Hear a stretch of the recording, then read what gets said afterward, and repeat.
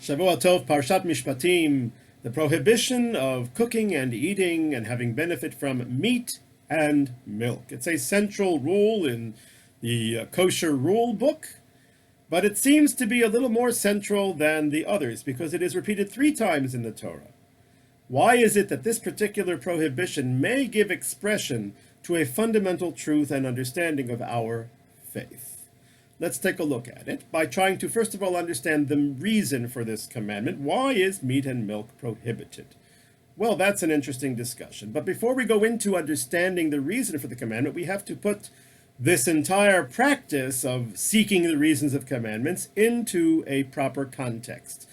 The Talmud tells that if a cantor gets up in front of the congregation to utter a prayer, and he's going to be creative and create his own prayer, and he says, God, your mercy extends to the nest of the mother bird. Have mercy upon us. How is the congregation to react to such a prayer? Are they supposed to applaud? No. Are they supposed to say Amen? No. They're supposed to say, shut up. Right. Mishat kinoto. We silence this person. Why? What's wrong with it? Isn't God merciful to the nest of the mother bird? He gave us a commandment that before we take the eggs, we have to shoo away the mother bird so she doesn't see us taking the eggs. That seems to clearly be an act of mercy. So why is the cantor wrong for saying that your mercy extends to the nest of the mother bird?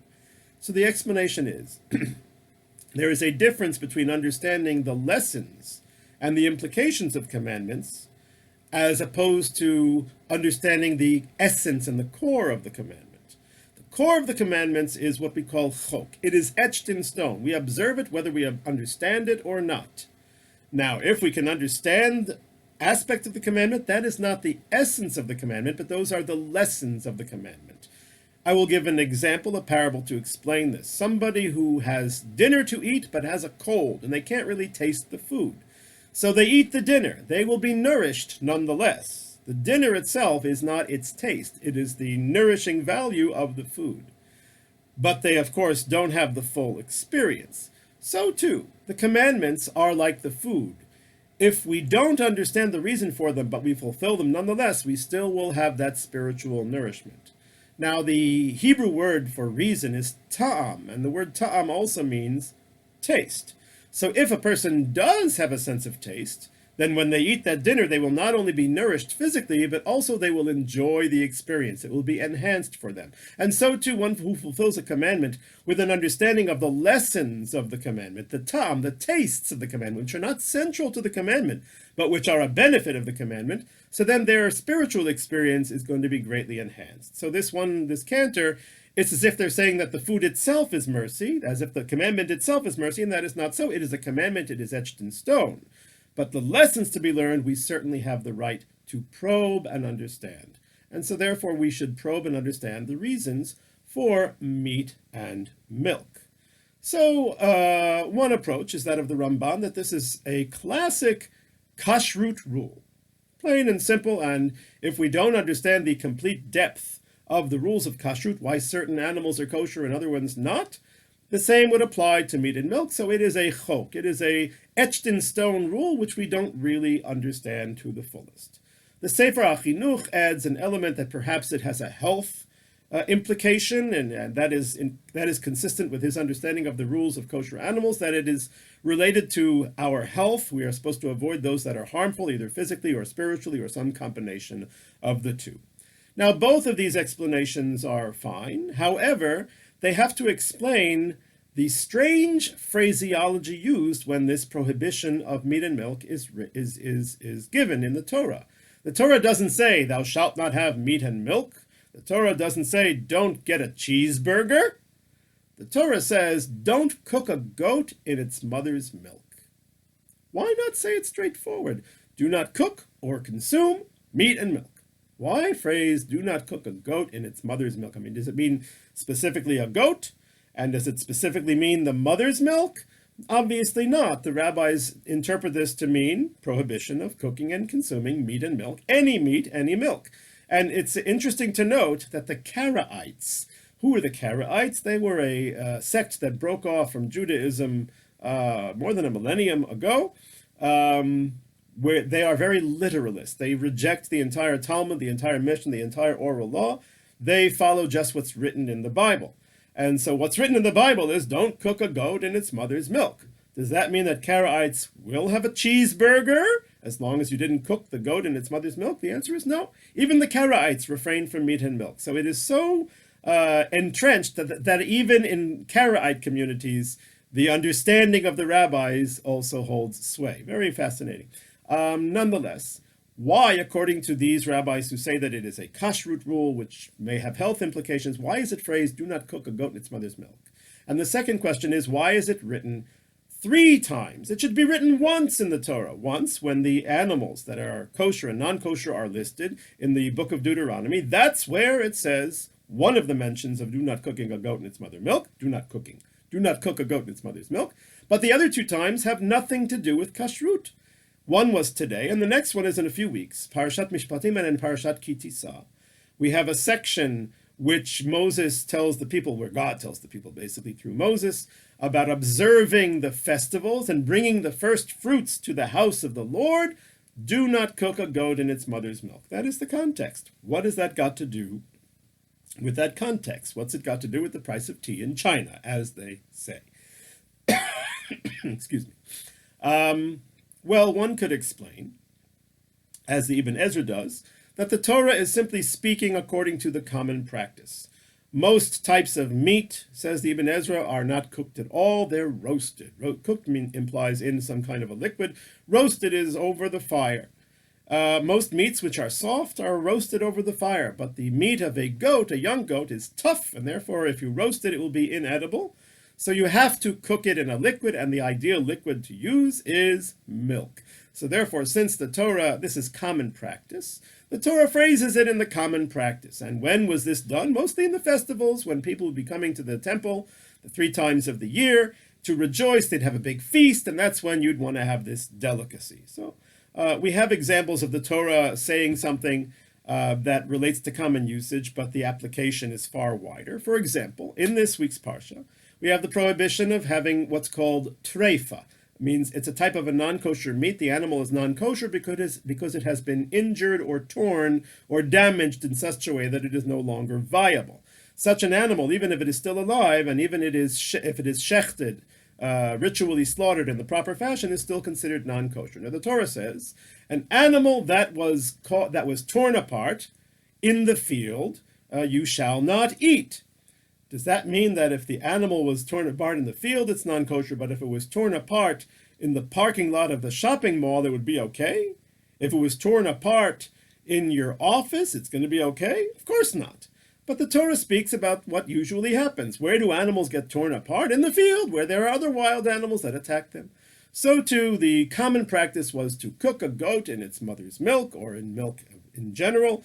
Why does the Torah mention its mother's milk? That perhaps is a side point given by Rabbi David Tzvi Hoffman, who says that the word chalav is the same Hebrew letters as chelev, which means fat. And if somebody doesn't know the vowels, they might think that here there's no prohibition of milk. It's a prohibition of cooking a goat in its mother's fat, cooking a goat in fat. And so therefore the Torah says its mother to tell you that, no, it's referring to milk, which comes from the mother. That's a side point. So that would be their explanation for the context, because this is simply common practice. I think we can look at some other explanations that may have a more satisfying. One is the Rambam. The Rambam says, an entirely different approach. The reason for this prohibition is because of idolatry. What do we mean idolatry? Because it was the practice of Babylonian cults to cook a goat in its mother's milk. Ooh, that exact thing, on their festivals. This was part of their worship ritual. And so the Rambam says that that's why God forbade it, that's why God phrased it the way he phrased it, because that's exactly what they did, and that's why it's written in the context of the 3 pilgrimage festivals and the service of God in the temple. Okay, wonderful. But before we say, though, that that's kind of, that's a niche kind of an explanation, it seems to be that this is a much more global, modern, relevant, contemporary prohibition. Seems to be something that was once upon a time. I think that we will, as we understand a little deeper, it's not just once upon a time. There may be indeed contemporary echoes of that pagan process, if not literally, then ideologically. So let's take a look in yet another direction. The Rashbam gives us our introduction to this new exciting direction, and he says that this commandment is similar to the prohibition of slaughtering a mother and its child on the same day. There is such a mitzvah in the Torah. We're allowed to slaughter an animal to consume its meat, but we cannot slaughter the parent and the offspring on the same day. Otov et beno lo tishchatu b'yom echad. So that is clearly a commandment which teaches us a lesson of cruelty, of avoiding cruelty.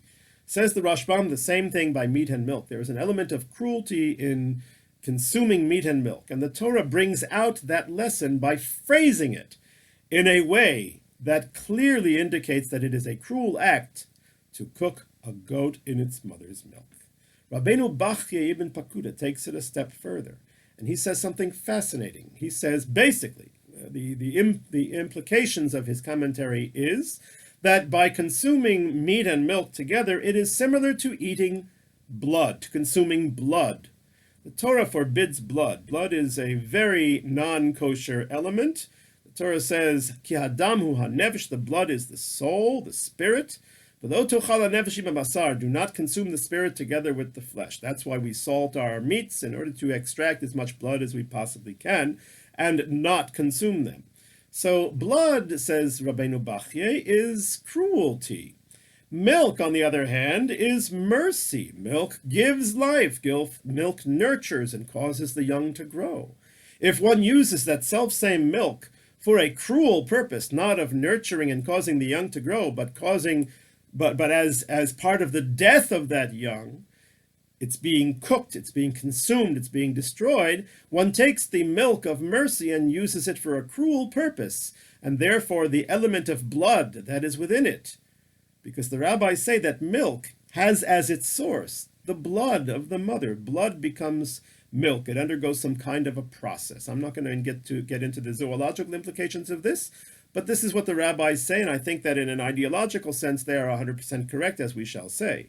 So there is an element of blood in the milk. By using milk, which is mercy, for a cruel purpose, one reinvigorates the blood element, the cruelty element, so it's as if one eats blood, which is extremely wrong, non-kosher, and against the entire ethos of the Torah. Fascinating.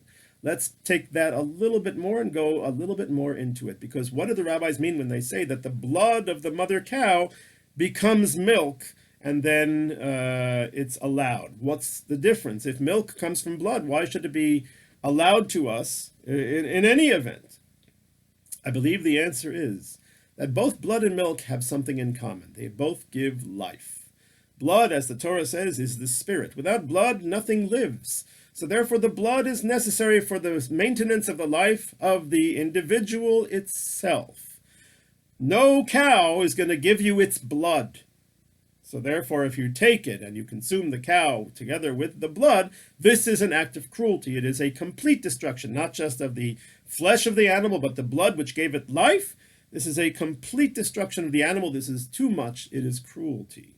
However, milk, the cow gives willingly as an act of life and kindness. Keep those two words in mind because they are central. It gives nurturing to its young. It gives it life. And it is an act of kindness. And since the cow gives the milk, so the milk now has an element of kindness to it. And this is an attribute which we as Jews seek to incorporate as deep into our being as we possibly can. Therefore, milk is permitted. But to take this milk, whose attribute is kindness, and then to use it for a cruel purpose, not of nurturing and giving life, but of ending life and destroying and consuming, so then that is a perversion. That is a definite act of cruelty, and therefore it is prohibited. So that is a reason, a taste, a lesson of the commandment. And that is why the Torah phrases it as it does, to stress this element, the cruelty element, that Jews are Rahmanim b'nei Rahmanim, we are the merciful ones, the sons and the daughters of merciful ones. Core to our identity must be kindness and avoiding cruelty at all costs. But it is not so among other religions. You see, some religions have mercy and love, but other religions, and even the merciful ones at different times in history, have become quite cruel and heartless. Instead of worshiping life and kindness, They have worshipped death and cruelty. The ancient pagan religions who performed human sacrifice, absolutely so. But even today, unfortunately, we have in some of the major religions certain fundamentalists and fanatics who worship at a cult of death, who have a concept of a God that is hostile, that has an enemies list, and it is their job to go and bring death and destruction and cruelty to those perceived enemies of God.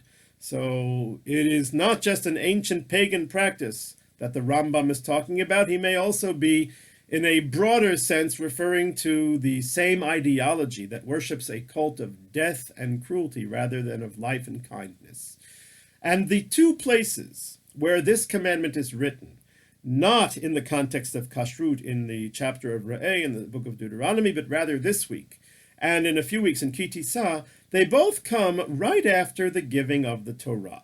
Parsha Mishpatim is the week after Yitro, when the Ten Commandments were given, and the Ki Tisa reference is also after the golden calf, when Moses had achieved forgiveness for the people and was now bringing a second set of tablets. There was a repeat of the giving of the Torah, and there again we have the chapter of the festivals, the first fruits, and concluding with, do not cook a goat in its mother's milk. I think that the context is very telling, because God is, in a sense, like our mother. He gave us birth, he gave us life, and he gave us milk to nurture us, to give us life and kindness and help us to grow. What is that milk? It's Torah. We have a custom on Shavuot, the day of the giving of the Torah, to have milk. Why? Because there's a verse in the Song of Songs, Dvash v'chalav tachat l'shonech, milk and honey and milk are underneath your tongue. They are a reference to the Torah, which is sweet like honey and nourishing like milk. And the chapter of the festivals is also relating to bringing the first fruits to the temple of God in Jerusalem.